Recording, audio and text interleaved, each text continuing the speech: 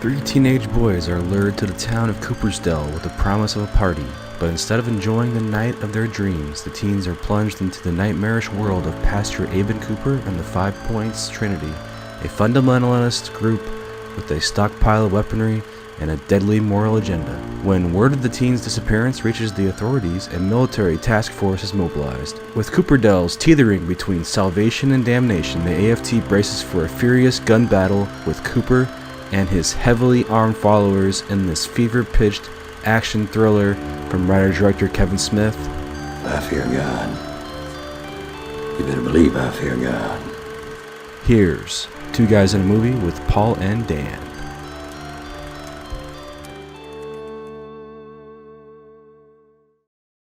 Hey movie junkies, welcome back to another episode of Two Guys and a Movie. And as usual, it's myself and I brought in my co-host Dan from Pauly Pictures. Last week we talked about Hey guys.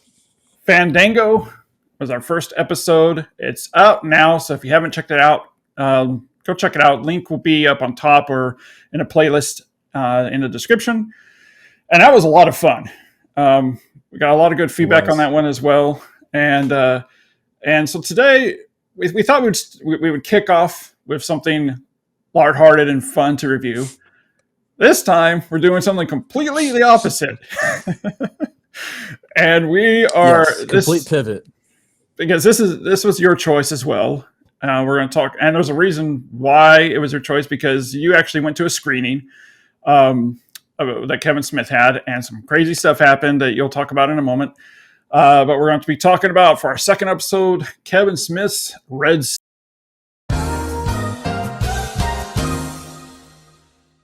Sorry about that. We had a little bit of an internet connection issue there, but we're back. And Dan's back with me. All your fault. Yes, exactly. I'm going to find another host. I mean, screw That's this. a threat, guys. All right, so we are going to talk about, as I said, Red State. You have the Blu-ray. Let's just say I saw it a different way. I'll just say that.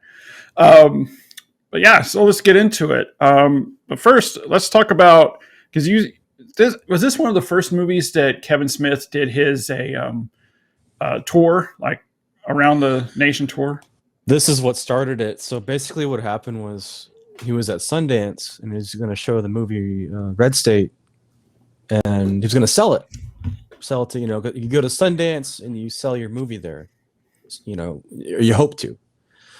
And so he's on stage and he's thinking about it and he's talking about the process, how much, BS that Jersey Girl put him through, and Zach and Miri, and just he's kind of bitter towards the business at this point. And he decides, the film's not for sale. I'm going to take it on the road. And so, yeah, this kind of started his little, because at that point, Kevin Smith was one of the biggest podcasters and stuff. So he was making money in other avenues. Yeah. And so he could afford to do this. So where you go on the road for a certain amount, or kind of like a band does, and it goes around exactly like a band does. You go on a tour.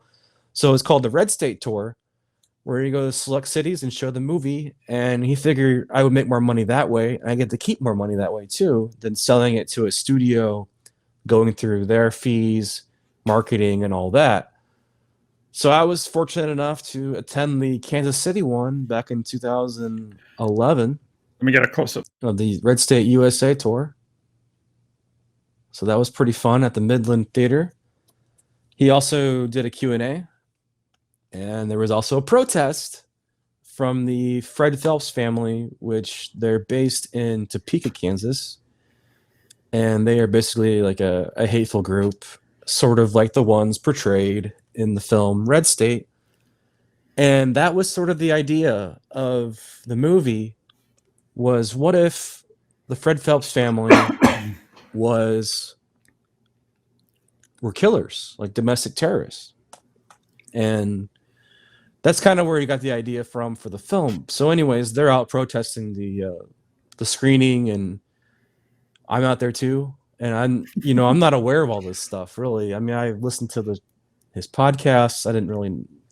I knew about the Phelps family, but here I am stuck in the middle of it, and they're across the street protesting, holding their signs, and we're holding signs too. And I believe we have a picture of it we'll show too, of me out there back in 2011. There we go. Yeah, there we go. God hates signs, because on the other side it's like God hates fags, or whatever the hate speech is that the Phelps family has. And the guy next to me, he decided to moon me, I guess, or no, I think he's tying his shoes.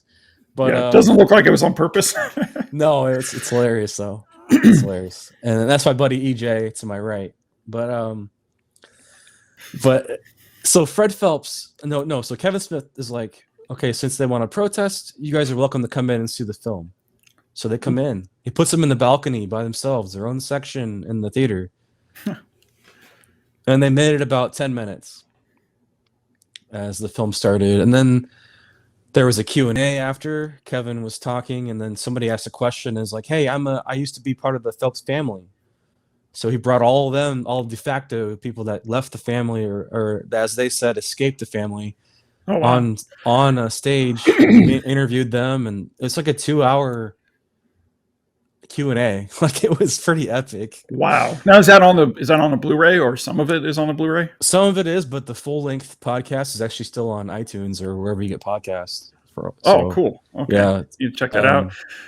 First, I got to say that is ballsy to invite a family that you loosely based this movie on into the theater to watch it. I mean, if you've seen the movie before, then you know how ballsy that is for Kevin Smith to do that, because they are not showing in a good light no, at all. Not at all. And they look like this crazy, murderous religious cult. And I don't know much about the real family. I don't know if they're considered a cult. I don't know, but that takes major balls, to invite them into the theater. Especially, you don't know how they're going to react to it. They could have thrown a riot. You don't know. I know. They could have been the Red State in the theater, like the actual movie, like the actual thing could have happened. But I mean, it's interesting. This movie, I chose it for that, not only that personal screening, but it's an interesting movie to talk about, and it's not really well known anymore. And you think it's really outside of what Kevin Smith usually does. Well, I was doing a little bit of research. Well, first of all, I remember when this was first being made and being talked about, and he was promoting it. And it was around the same time that other directors were making, it was that period where you had Hostel, Eli Roth was doing his thing. I always thought it was interesting. Kevin Smith is known as the comedic guy, as the fart and joke guy. He even says himself, he's not a good director. He just makes movies about farts and jokes, fart jokes. And so it was interesting to me when he took his hand at something like this. So he had no prior experience in making a horror movie, and he thought, I don't know, maybe his thinking was, I'm seeing what these guys are doing over here, and it seems to be the thing right now, and I'm so sick of how Hollywood is butchering all my movies, so I'm going to make something completely different on my own. and that's what he did with Red State. And then he did was it not Torso, Tusk after this. Yeah, Tusk. Yep. Yeah. Which was a really interesting movie, and that had a lot more dark comedy in it than Red State does. Red State still has some in it, but it's not nearly as comedic as Tusk. Tusk was that's another podcast, but it's kind of started he tried to do like a True North trilogy, so it was Tusk, Yoga Hosers, and then he was trying to pitch Moose Jaws. Yeah. But I don't think that's really seen the light of day. I don't know. One part, because I was hearing him pitch that, and one part of me thinks it was just a joke. Like, he wasn't really serious making it, but who knows? Yeah. But what's interesting too is going back to when I said where Kevin Smith says he always says he can't direct. He's like, somebody asks, when you direct a DC movie or a Marvel movie, he's like, no one's going to ask me. I can't direct. I'm a fart joke guy. No one can direct. But this movie completely disproves that, in my opinion. The direction, the editing style, it's just full on tension from when they meet the girl in the trailer till the end. And again, the editing style. I mean, 45 minutes in, we're seeing some of the family chasing after Caleb through the church, and it has some, I don't know if it was some steady cam shots, but it had some, crazy shots and editing and some different angles. And I know, yeah. That's it. I thought that scene was just done brilliantly especially for this type of movie, and especially for somebody that's never directed a movie like this before. He may say he's not a good director, but he is. I mean, you can definitely, with this movie, it just proves that. Go on with what you were saying about the screening. Was there more? Tell us Not the tale. really, but to what you just said, I completely agree. This is definitely his most stylized, and he also does his own editing, and so it's quite. I think this also might have been like one of his first movies he shot digitally, as well. Yeah, probably it makes sense. 2011. I'm going to show a clip over this part, but going back to that chase scene, I mean, the way they blocks the shot, the way he does these rapid edits and the camera angles and all this stuff while he's being chased by, I think, like 3 other guys with guns, and he's trying to find his way out. And he's not familiar with the house. If you've ever been to a house where you're not familiar with, you don't know which way to go or where's the back door. And so he's running through this entire, I guess, is it a compound, trying to find and guide his way out. And then he finally makes his way out, but we'll get to that later. And the thing about that scene too is it's so claustrophobic as a viewer. You're kind of just grabbed by it, and you're kind of put in that situation too, as the way that it's shot and the way that it's edited together. It's so fast paced, and it kind of gives you, it builds the tension so much. Oh yeah. And I guess we'll just talk about it now. I mean, again, guys, this is full on spoilers. So if you haven't seen the movie and you don't want to hear spoilers, go watch it and then come back, because again, this is full on spoilers. So he's going through this maze of a house, finally gets outside where he's able to make it out of the compound. And then we see he gets shot in the head, just point blank shot in the head. And at first you think, well, they got him. The family got him because they had guns chasing after him and they stopped at the doorway. So obviously they got him, but no, complete opposite. Is it the sheriff? Stephen Root. He ended up shooting Caleb in the head because he didn't know if he was part of the family or not. He just saw this guy running out with a gun. Yep. And so he shot him in the head. At that point, it's just been so much chaos outside. Anything heading towards you, you're shooting at. And then John Goodman is livid. Yeah. But let's talk about a little bit about the cast real quick. It's just, this cast is loaded with character actors that that have gone on to do things and that were famous then. I mean, even John Goodman's the character actor. Yeah. I mean, some of the unknown, number one right now, because the show is huge. I mean, I personally think it's going to win for best TV series at the Emmys, and that's Succession, and that's Nicholas Braun. He's in this. He plays Billy Ray. You can't even recognize him until you realize, wait a minute. I guess when I was watching this, I'm like, that guy looks familiar. And then I went to IMDb and found out he's been in a lot of other stuff, but Succession is where he blew up. Anna Gunn is in this from Breaking Bad. Now, Breaking Bad, he plays Travis's mom, one of the 3 kids, but Breaking Bad, I think, started in 2010, so it's already been out a year when this came out. But I believe they shot this in like 2009 is when I think they shot it in. So, she blew up with Breaking Bad. She's also a huge collaborator with James Gunn. She was in Slither. And The yeah, one that shocked me was Melissa Leo. She actually won an Oscar that year the Red State came out for The Yeah. Fighter. yeah, which means she was probably shooting both these movies at the same time. Yeah, and she I plays mean- Pastor Cooper's daughter. Oh, was it his daughter? Okay, I was thinking it was his wife, but that's his daughter. Mm-hmm. Okay, yeah, and then another one that surprised me was the deputy is played by another Breaking Bad cast member, Badger. Matt Jones is his name, and he's been in a ton of stuff. I didn't realize how much stuff he's been in, but everybody knows him as Badger from Breaking Bad, and so he plays the deputy. Another one that I was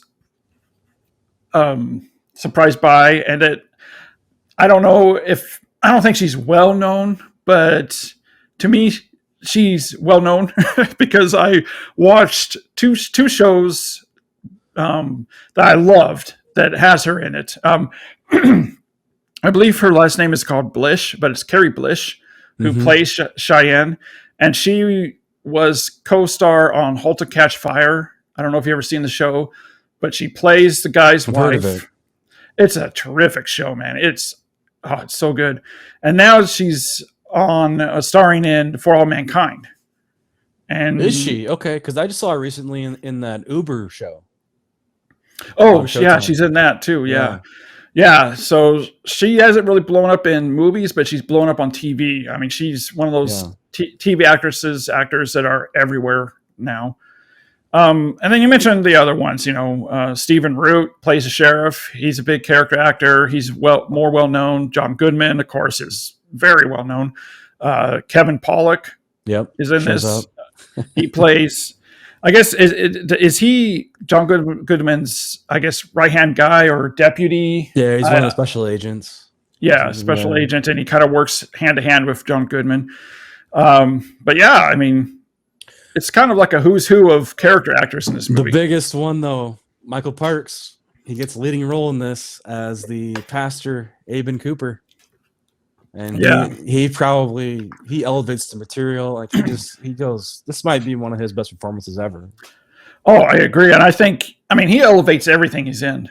The beginning of, I think the first time I've always heard the name, but I've never really paid attention to him. But the first time I really paid attention was From Dusk Till Dawn, with that cold open where he plays the sheriff. And that scene is what Kevin saw too. And he's like, I need to work with that guy someday. And then his son's in it too, James Parks, who's a Tarantino. Okay. Yeah, he plays one of the Cooper Dell members that's chasing Travis. Oh, okay. Through the house or whatever the church or prison thing. Compound. Compound. I guess compound. Yeah, compound. I would say. Yeah. Well, what I noticed too is. Again, we talked about how Anna Gunn plays Travis's mom, and that's how the movie opens, is on Travis and his mom, and they're in a car she's driving him to school, and you talking about how you saw the family outside the screening holding picket signs. Well, the movie kind of reflects that, because they drive by a funeral procession outside of a church, and they're standing there, the whole family standing there with picket signs and Bible signs. We never really find out what the funeral was about, or it was was about I think it was either a soldier or it was maybe a gay soldier. Yeah, because the teacher later on, she talks about it. Yeah. But one thing I noticed about the protesters is that they don't look like white trailer trash. Instead, they're dressed normally. And a lot of the people are dressed like in preppy clothes. So it looked like just average, ordinary suburban people is really what they look like. Yeah. Which I thought was an interesting choice to dress them like that. Because it throws you off about who they really are. But yeah, let's talk about, let's get into Melissa Leo. She's plays Sarah, who kind of, she's kind of the recruiter, I would say, for the recruiter. For the church. Recruiter in a very unique way.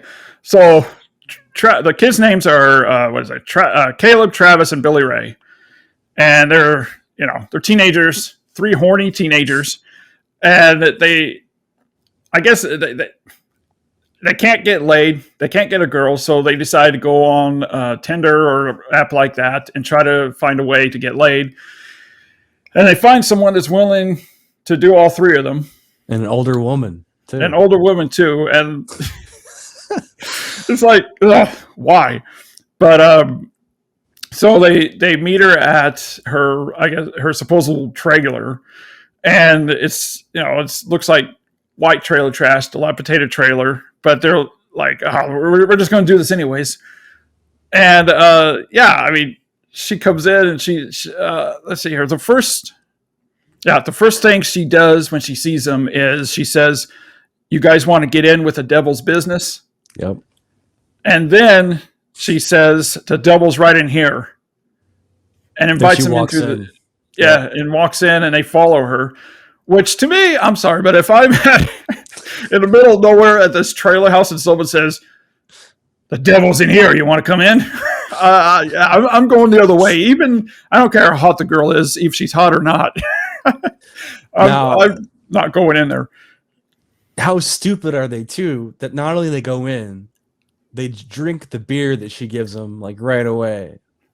Yeah, and she even says that I don't let a guy in me until he's had a few beers. Yeah, I don't let a guy in me until they've had a few beers in them.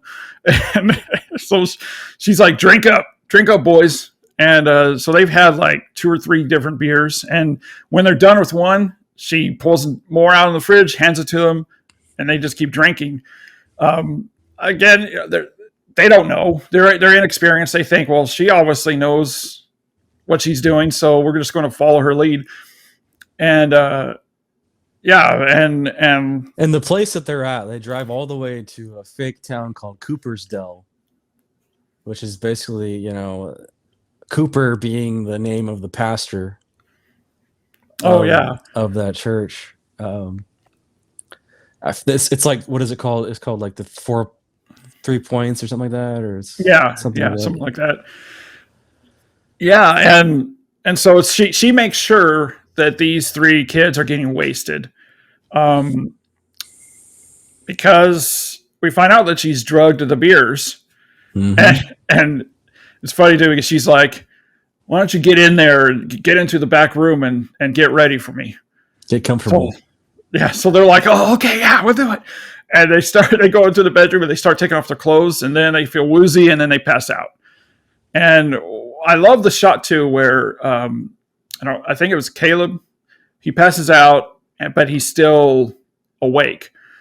And as he's passing out, he sees 2 or 3 guys walk into the trailer. You're seeing it from his perspective, and you're kind of like helpless because these guys are taking you away from the trailer. And then he wakes up in a cage that's covered, and again another perspective shot of him being rolled along, down a hallway in a cage, and you're hearing a choir singing. The sound design on that intro where you can hear the cart and you hear him screaming, and then the guys banging on the cage with like the happy church going music. That's so creepy. It's so well done. Yeah. I mean, the sound design. I mean, Kevin Smith incorporated everything into this movie to make it as tense and horrific as possible and realistic as possible too. Mm-hmm. What I like too is that that a little girl uncovers his cage, and it's this sweet little girl, but she's part of this horrific family.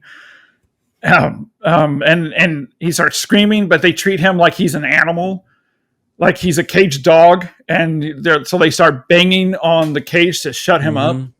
As that scene goes on, we get the introduction of Michael Parks' character, Aben Cooper, the pastor, and it's a long monologue. And again, Kevin Smith's strength has always been his writing, and this is where he gets to show off that writing. And then this is a great merge, like you said, with the cinematography, Michael Parks' acting, and then the words of Kevin Smith. It's all come together in this scene, and he gives this sermon and all this. Then he sends the kids away, and then you realize all the other buddies, or there's somebody else like saran wrapped to the cross. Yeah, I was going to mention that I love the way Kevin Smith films this scene and blocks the scene, is because while Michael Parks is giving this sermon and he's pacing back and forth on the stage, in the background, you see something's covered with a sheet next to a cross. But you're so into what Michael Parks is saying, it's like Kevin Smith doesn't draw attention to it. And so therefore you don't draw your attention to it. You know it's there, but you're not thinking about what it could be. It's just there in the background. Yep. Yeah. Until it moves. And then you're like, oh crap, there's a person underneath that sheet. And you think it's one of the kids that they took, but it ends up being someone else who's, I think he's gay. Yeah. And they shoot him in the head. And they chant like send the sinner straight to hell. Yeah. Like over and over for that sequence. And it's just so creepy. Yeah. I mean, oh man. But it's funny though, that it's like, all right, before that happens, all right, let's send the kids away. We don't want them to see any of this. After that long sermon he gives, and that little bit of dark humor works there. It's like, all right, send the kids away. We don't want them to actually see the violence, but and then it's I forgot which kid's in the cage. Is it Travis?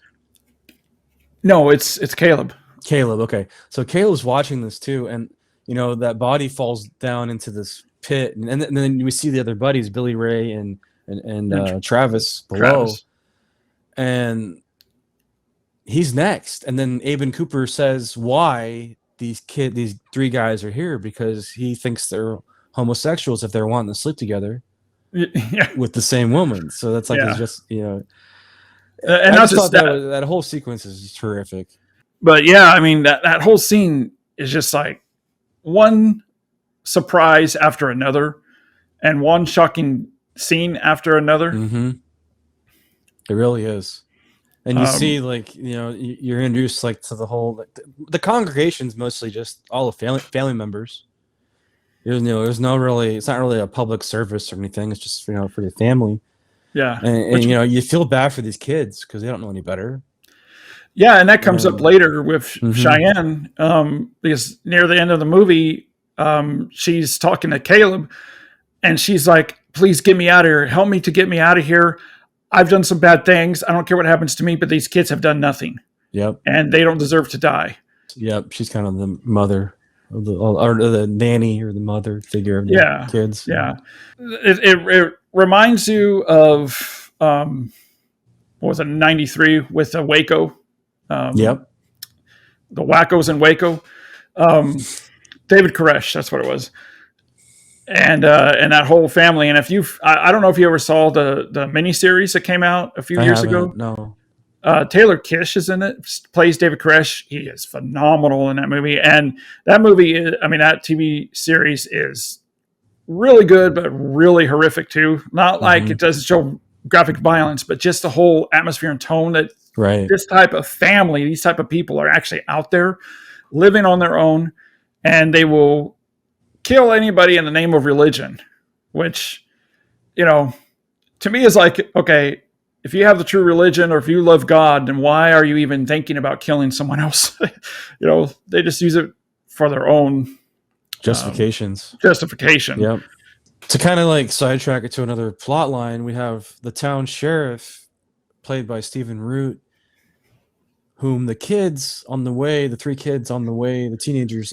the Cooper's Dell to get laid, they end up running into like a parked car on the side of the highway. Literally. And then that's what, yeah. And then one head comes up and it's Stephen Root, and then the other comes up and it's like his boyfriend or whatever. And then the sheriff goes back to his office and he's like drunk and wasted. He looks at his wife's picture on the office, and a little bit's like a Kevin Smith comedy, a little bit. And then so the sheriff's not really functioning in this town either. There's that going on. Not just that, but he pulls the gun out of his holster or drawer, and he puts it up to his head like he's going to kill himself because of the guilt he feels. Yeah, so that's kind of a little glimpse on his backstory. We were just wrapping up how the sheriff's kind of dysfunctional in this town. He has his own little personal problems going on. Yeah. I think, did they send him out, or they sent Badger out, right? Because Yeah. But well, Badger, they don't Badger. Yeah, the guy, I call the him deputy. Badger. I do too. I was like, Deputy. yeah, that'd be hilarious if his character in this was Badger. Yeah. But yeah. So they Deputy send Pete. him out. Yeah. They send Badger out to see Skinny Pete. No, they send Badger, who plays the deputy in a movie. So he's. I don't think they send him out. They just I think he hears some. He drives by the compound and sees there's something wrong or hears something. Yeah, that's and he right. calls it in, and then the sheriff says, investigate. And he talks to Cooper a little bit about things, and then he gets taken out by one of the followers, I guess, or people of the family, and then it escalates eventually to the FBI, and we're introduced to John Goodman, classic noir style, cigarettes in bed. I like that introduction to his character.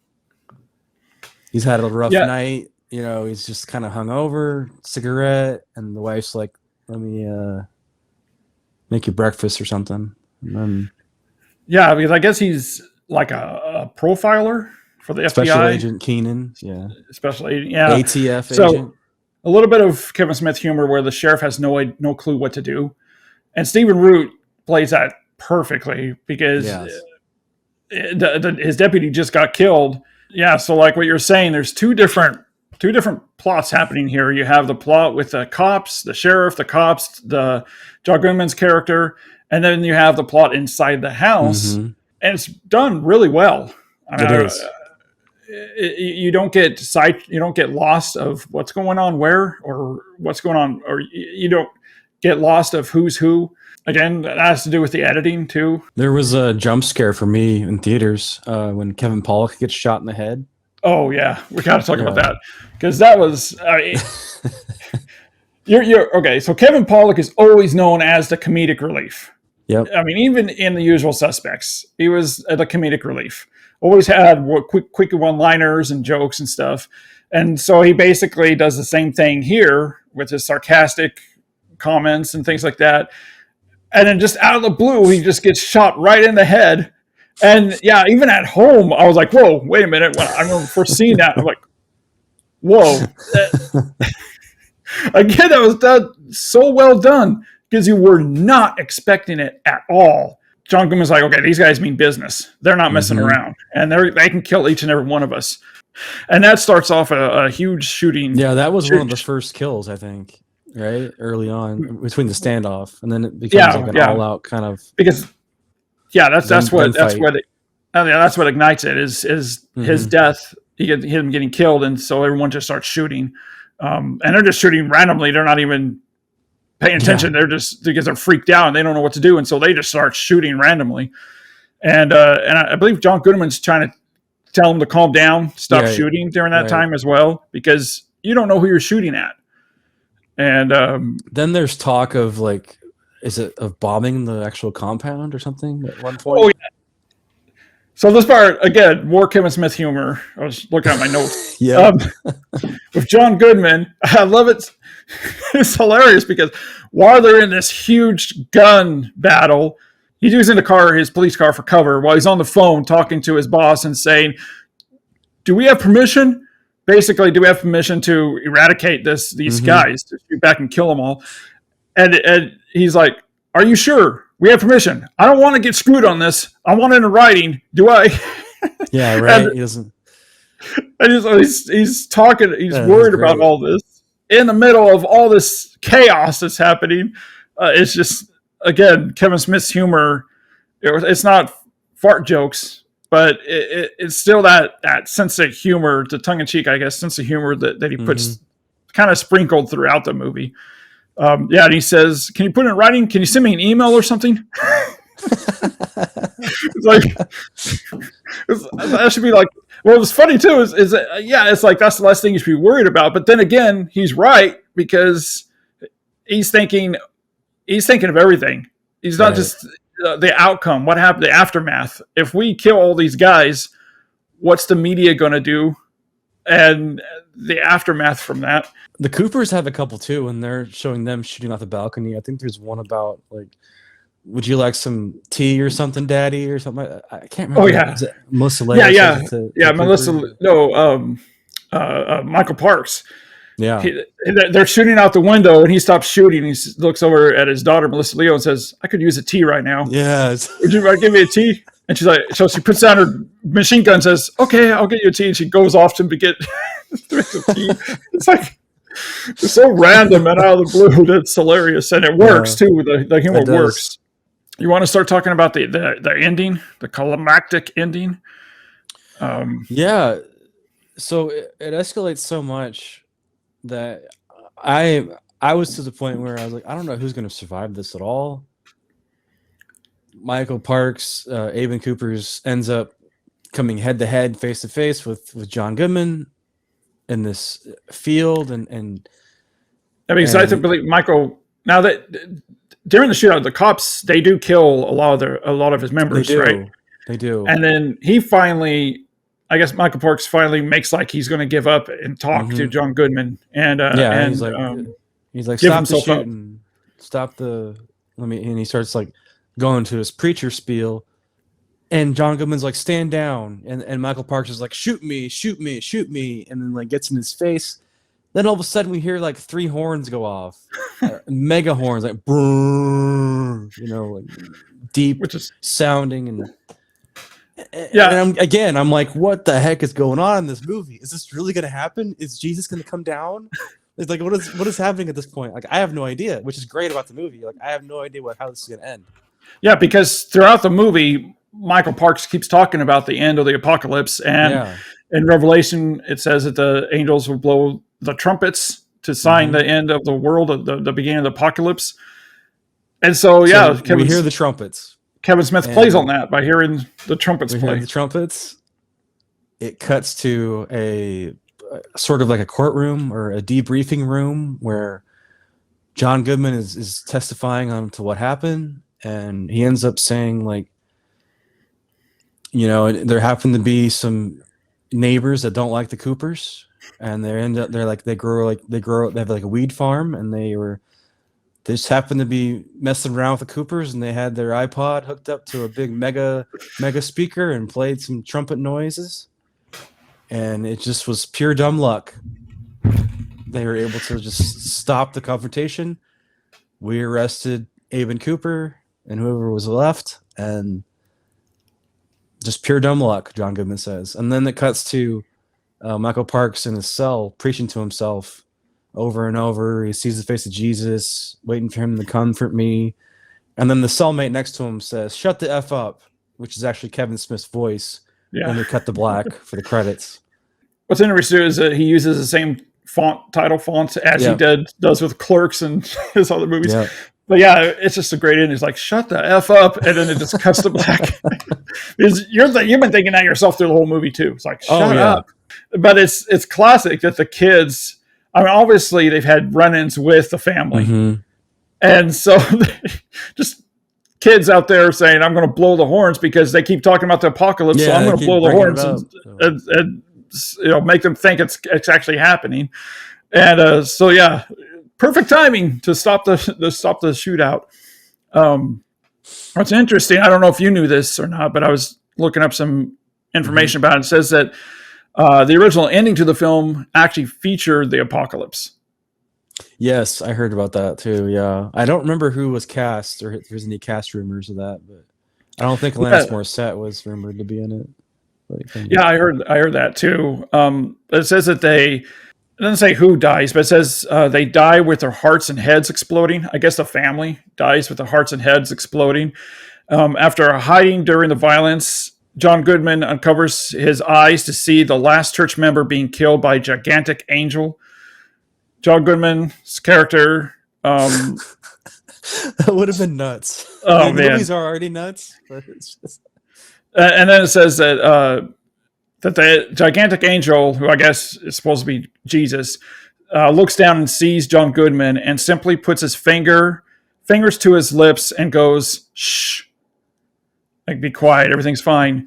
Before before ascending to heaven. And then John Goodman watches Jesus ascending heaven as he sees the four horsemen of the apocalypse coming down. And then it supposedly cuts to black and ends. So that would have been nuts if he did that. Yeah. I mean, that would have been really crazy. Obviously, it was probably way too expensive to do that. And so he cut it. But still, I don't know. I kept thinking, which version works better for the movie, though? That the apocalypse actually happens, or that it's still, this guy's still full of crap.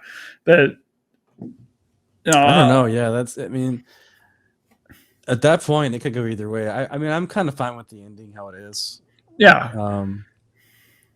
But I would have liked to have seen that on a special feature or something. It sounds very much like Dogma. Like a Dogma type scene. Yeah. Yeah, and Dogma, he had tons of money. I think that was his most expensive movie was Dogma. And I think it was like 10 million, 10, 15 million, somewhere around there. But yeah, I mean, I don't know how much it cost. I think it was like 4 million, maybe. Obviously, he didn't have enough money to do that ending that he originally wanted. But I think the ending, like you said, the ending to this completely works. And probably, I think that maybe if we saw that ending, we would probably favor for this ending better. Yeah, I think, the whole thing is kind of tongue-in-cheek, a little too far. And the first thing you're going to think of is Dogma. He's playing on Dogma. That would be hilarious if two of the horsemen was Loki and exactly. David and Ben Affleck. Been funny. Yeah. I love movies that are set in one location because it can create so much more tension than you have different locations. And so again, it goes back to also the inventiveness and creativeness, such a low budget, using what you have. The restraints of that budget makes you more creative because you have to come up with something new. Like, I think I listened to a podcast. There's a whole Red State behind the scenes podcast that he did too. And they mentioned the scene with the saran wrap. Originally, it's supposed to be a certain mask that they ordered. Oh, really? For some reason, it didn't really look right or didn't fit right. So they weren't able to use it. So they came up with the saran wrap idea. And the saran wrap idea is way creepier. Well, that's the thing, too, is if you watch some of these movies from the 70s, 80s, whatever, horror movies, and say if they had a bigger budget, they could do whatever they want, and you have the freedom to do whatever you want. It's just, like you said, the smaller budget, you were more creative, inventive, you use what you have. And there are so many movies that testify that actually what you use what you have is actually more creepier than going the way they would have gone if they had a big budget. One thing, Jaws wasn't an indie movie. I mean, it was a big budget movie, but they couldn't get the shark to work. Exactly. And so Spielberg used that technique. I'll use what I have.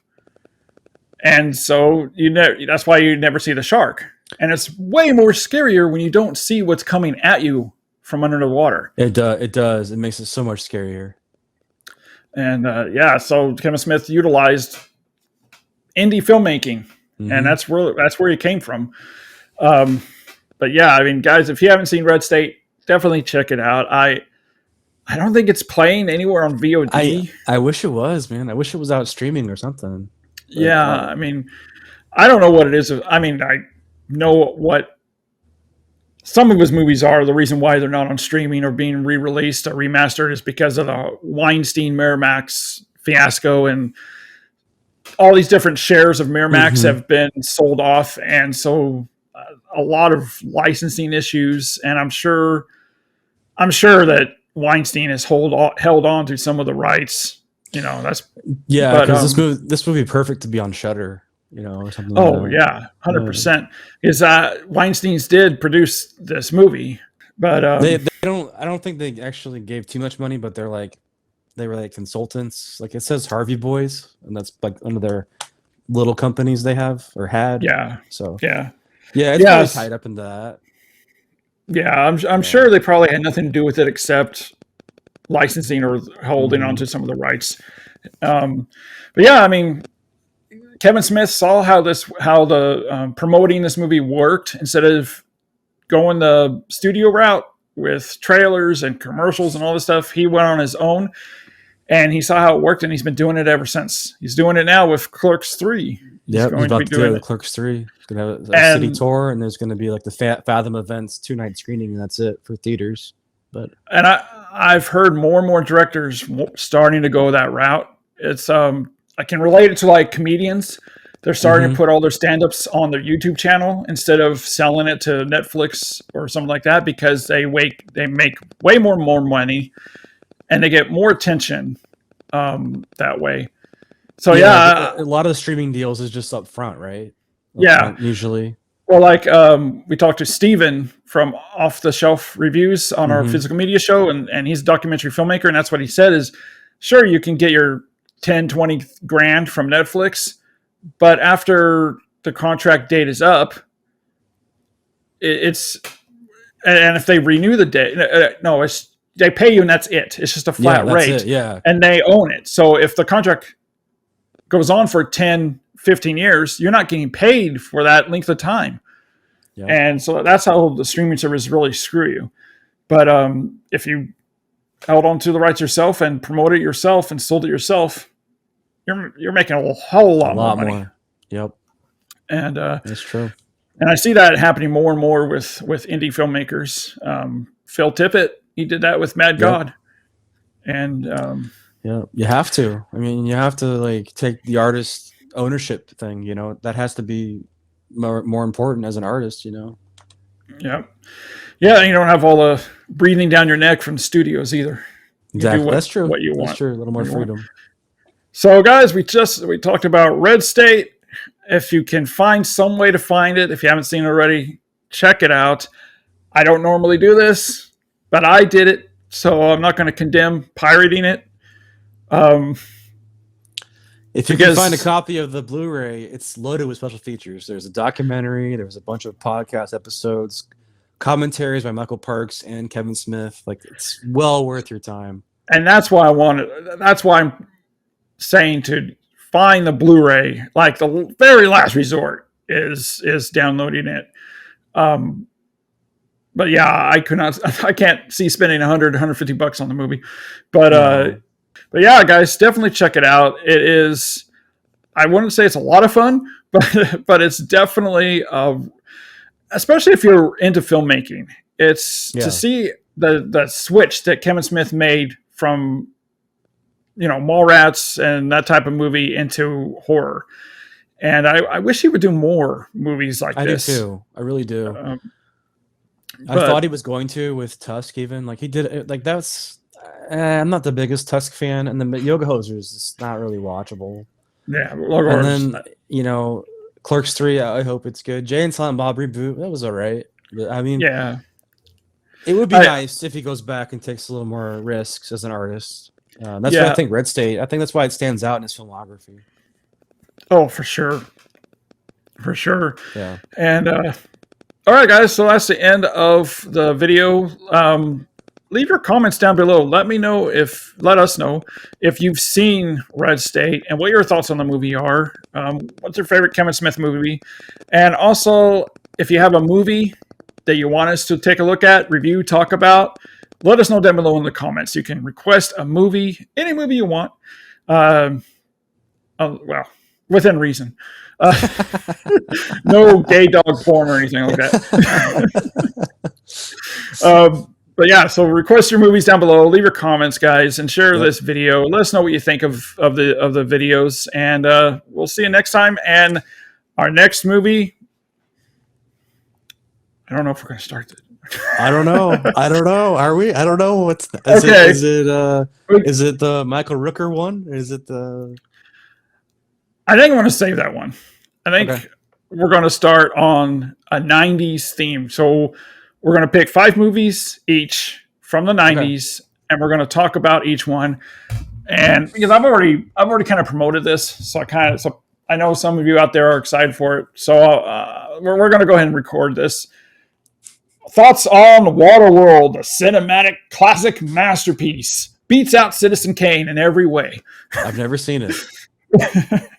We'll talk about the thoughts later, but I'm really curious to hear your thoughts on it because you've never seen this movie before. This is the first time you've watched it. So, guys, stay tuned.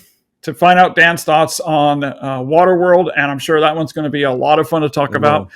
So we will see you guys next time. Come back here next time. Twin Flicks in a movie. Two Guys in a Movie on Twin Flicks. That's right. And we will see you guys next time.